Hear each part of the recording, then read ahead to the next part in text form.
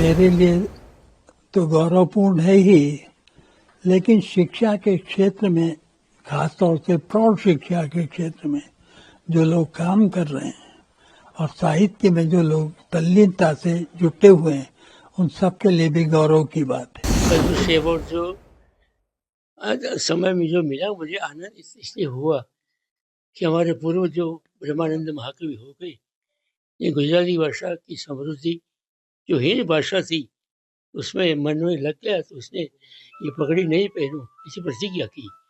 It is a very surprising thing and I never expected. बहुत बड़ी खुशी हुई है कि मेरे जिंदगी का जो संघर्ष था उसका आज इसका परिणाम, जो प्रमाण मुझे मिला है, इसका सम्मान मेरे लिए तो गौरवपूर्ण है ही, लेकिन शिक्षा के क्षेत्र में, खासतौर से प्रौढ़ शिक्षा के क्षेत्र में जो लोग काम कर रहे हैं और साहित्य में जो लोग तल्लीनता से जुटे हुए हैं, उन सब के लिए भी गौरव की बात है। जहाँ तक साहित्य का सवाल है, तो मेरी भूमिका मुख्य रूप से समीक्षाओं पर आधारित है और स्वतंत्र रूप से भी मैंने कुछ लिखा है। उनमें शब्द का विचार पक्ष सबसे महत्वपूर्ण पुस्तक है। दूसरी पुस्तक जो मैंने लिखी है, संस्कृति, समाज और साहित्य, ये भी काफी लोकप्रिय हुई और काफी तेजी से हिंदी ग्रंथ अकादमी द्वारा वितरित की गई है आदिवासी क्षेत्रों में। शब्द के विचार पक्ष को उत्तर प्रदेश हिंदी संस्थान ने आज से करीब 15 वर्ष पहले साहित्य भूषण सम्मान दिया। मेरी हिंदी भाषा और साहित्य की सेवाओं को विश्व हिंदी सम्मेलन में जोहान्सबर्ग में विश्व हिंदी सम्मान मुझे मिला। प्रौढ़ शिक्षा के क्षेत्र में मुझे नेहरू लिटरेसी अवार्ड दिल्ली में पूर्व राष्ट्रपति अब्दुल कलाम के हाथों से मिला।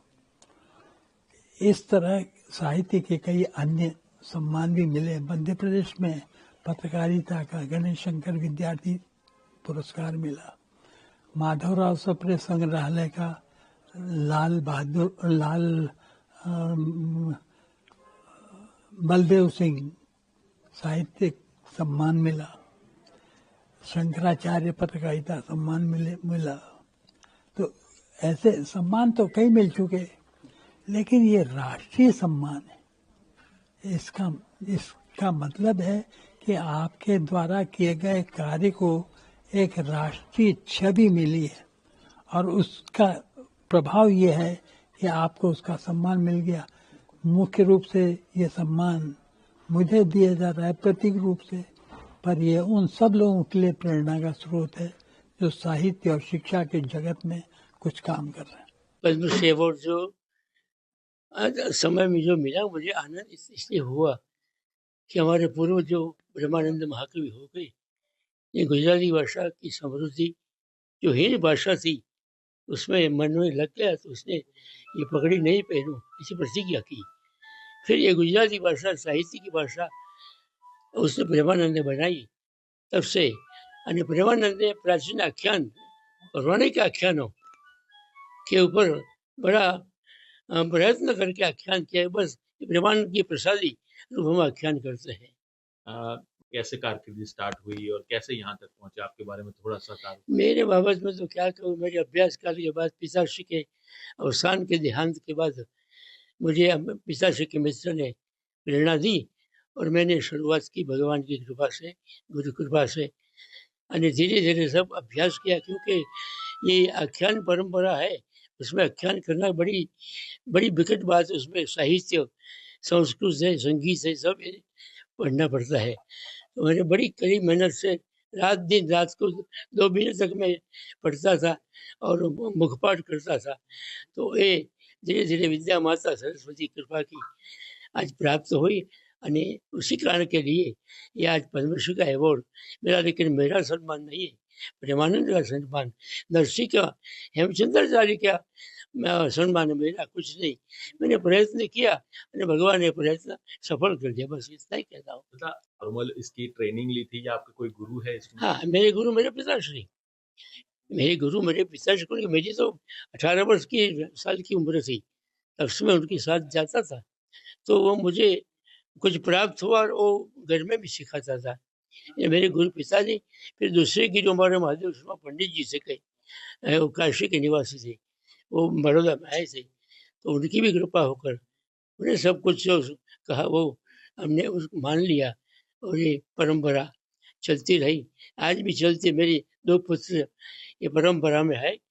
मैं प्रद्युम्न भाई बड़ा भाई, અને उनको भी दिल्ली से आख्यान की वो मिली है, और मयंक भाई तो अभी करते हैं, उसमें 15-20 प्रोग्राम तो किया है। जी, बहुत बड़ी खुशी हुई है कि मेरे जिंदगी का जो संघर्ष था उसका आज इसका परिणाम, जो प्रमाण मुझे मिला है इसका, तो बहुत खुशी हुई है मुझे कि मैं 7 साल से ही गांव-गांव जा करके अपने इस कला को पिताजी के साथ में सीखा और उसको जीवित रखा। आज तब तक मैंने और बच्चों को सिखाया 35 लोगों को कम से कम।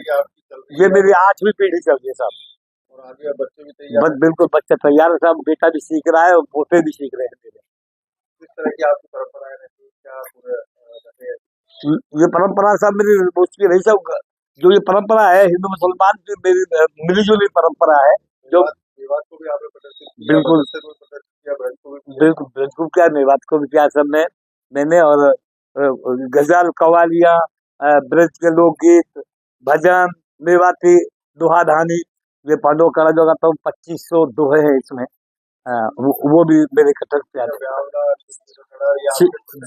बिल्कुल शिव जी का ब्याह सर हम शिवरात्रि पे गाते हैं, और लोक रामायण है जो उसको भी हम टाइम पे ब्याह शादियों में लोग सुनते हैं हमारे जाते हैं। हाँ जी, हाँ जी, ऑस्ट्रेलिया, कनाडा, पेरिस, लंदन, 48 देशों में जब आपका सम्मान है, कितनी खुशी है परिवार में, मित्रों में और आपके जो मंडली है? बिल्कुल साहब, बहुत खुशी है। मेरे चारों देश से बधाइयाँ आ रही हैं सर, मेरे साथियों की, मेरे उनके कलाकारों की, और जानने वाले जो हमारे जो इस उसके विरासत में जो हमारी, और जो हम ये जो वो करते हैं गाँवों में जा करके जो हमारी जिजवानी प्रथा है, उन लोगों के लिए फोन आ रहे हैं, उनको बहुत खुशहाली है। ब्याह शादी में कोई अंगूठी देता है मुझे दान में। जी हाँ बिल्कुल। 2022 में बहुत अच्छा रहा था। शाहरुख खान, आमिर खान, कंगना रनौत, तारक मेहता का उल्टा चश्मे वाला, कपिल शर्मा जी, और खन्ना साहब, जो बड़े बड़े कलाकार पुराने 28 कलाकार उसमें से फिल्मी कलाकार और लोक कलाकार बुलवाए थे प्रधानमंत्री साहब ने, नरेंद्र मोदी जी ने वहाँ निवास पे, साथ में हमारे खाना भी खाया साहब ने, बातचीत की। It is a very surprising thing, and I never expected. And actually, disorders like hemophilia, they were all rare disorders, low volume, high cost disorder. The number may be less, but the suffering is so much. And I am very happy and proud that government has recognized our efforts, services in the last 35-40 years. And there are, at least we are happy, the disorder which is not known widely among the public is recognized, and I hope even the facilities needed for these patients, especially the reservation, job reservation, and so many issues are there. I think I will have an opportunity to sensitize the authorities with effectively. That is one advantage I am seeing through this award. And myself is a sufferer with hemophilia. When I was born with hemophilia, nothing was there. I could see my maternal uncle literally died for want of treatment. That made me to become a doctor and involved in developing care services for my blood brothers. That is my commitment. And as a profession, I am working as a professor of pathology at JJM Medical College, Davangere. And remaining time I spent for my blood brothers. And there are so many things, and I am really thankful to the union government, our state government, for responding to our appeals, our proposals. In fact, I am in Bangalore for following up of the much needed prophylactic treatment for our hemophilia patients.